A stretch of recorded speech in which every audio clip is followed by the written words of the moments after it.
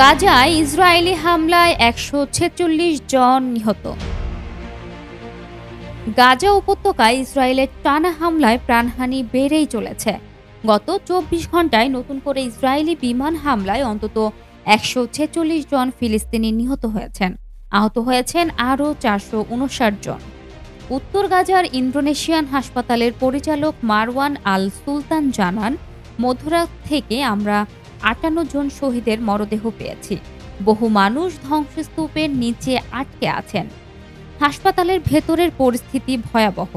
এই ভয়াবহ পরিস্থিতিতে জাতিসংঘ মহাসচিব আন্তোনিও গুতেরেস গাজায় অবিলম্বে এবং স্থায়ী যুদ্ধবিরতির আহ্বান জানিয়েছেন। তিনি বলেছেন, আমাদের এখনই স্থায়ী যুদ্ধবিরতি দরকার।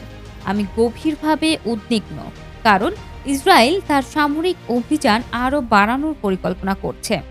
অন্যদিকে গাজায় মানবিক সংকটও চরমে উঠেছে।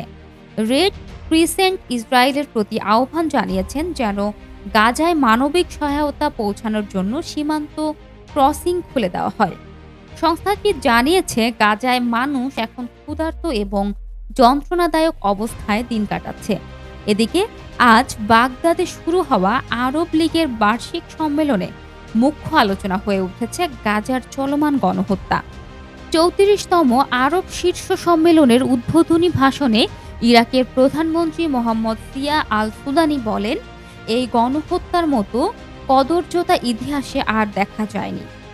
গাজায় পুনর্গঠনের জন্য প্রস্তাবিত আরব তহবিলে $২০ মিলিয়ন দেওয়ার প্রতিশ্রুতি দিয়েছেন সুদানি।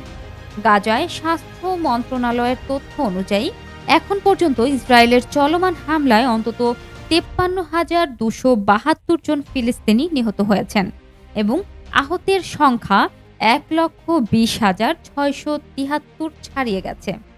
গাজা সরকারি মিডিয়া অফিস বলেছে, প্রকৃত মৃতের সংখ্যা আরও বেশি, ৬১,৭০০ জনেরও বেশি, কারণ অনেকেই এখনও ধ্বংসস্তূপের নিচে চাপা পড়ে আছেন এবং তাদের বেঁচে থাকার সম্ভাবনা নেই বলেই মনে করা হচ্ছে।